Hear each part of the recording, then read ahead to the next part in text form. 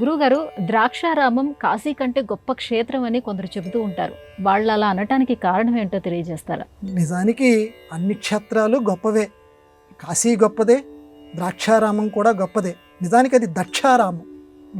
పేరులో మనకి దాన్ని ద్రాక్షారామం ద్రాక్షారామం ద్రాక్షలకి ఉపవనం అన్నారు, కానీ అసలు దక్షారామం, దక్ష ఆరామం అంటే దక్షుడు అనేటువంటి వాడు యజ్ఞం చేసినటువంటి పరమ పవిత్రమైనటువంటి ప్రదేశం. అందుకే దాన్ని దక్షారామం అన్నారు.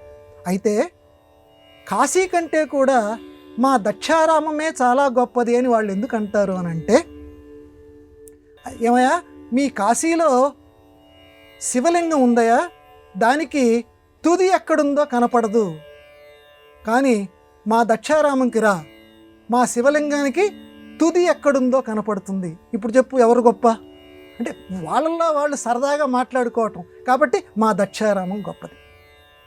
మీ కాశీలో ఆ అన్నపూర్ణమ్మ అడిగినటువంటి వాళ్ళకే అన్నం పెడుతుంది. ప్రతి వాళ్ళు ఎవరు ఆకలితో ఉంటే అమ్మా అన్నం అని అంటే అన్నం పెడుతుంది.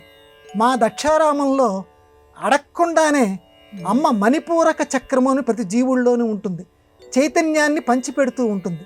అక్కడ అమ్మ ఇద్దరు అమ్మలు ఒకరే, సరదాగా వీళ్ళలో వీళ్ళు చెప్పుకోవటం. అక్కడ అమ్మేమో అడిగితే అన్నం పెడుతుంది, ఇక్కడ మా అమ్మ జీవుడికి కావలసినటువంటి ఉత్తమ గతుల్ని ఆ మణిపూరక చక్రంలోనే చక్కగా వాడికి ఉపదేశం చేస్తూ ఉంటుంది. కాబట్టి మా అమ్మ గొప్పది. అటువంటి అమ్మ కొలువై ఉన్నటువంటి మా దక్షారామం గొప్పది. ఇంకొకటి కూడా చెప్పుకుందాం. భగీరథుడు ఎంతో కష్టపడి పైనుంచి దివి నుంచి గంగమ్మని తీసుకొని వచ్చాడు ఆ కాశీ నగరానికి. ఎంతో కష్టపడాల్సి వచ్చింది, ఎన్నో వేల ఏళ్ళు తపస్సు చేశాడు.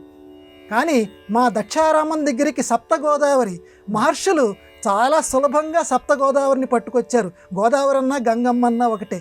అక్కడి నుంచి సప్తగోదావరిని తీసుకెళ్లారు. ఇక్కడ చాలా సులభంగా గంగమ్మని పట్టుకొచ్చారు.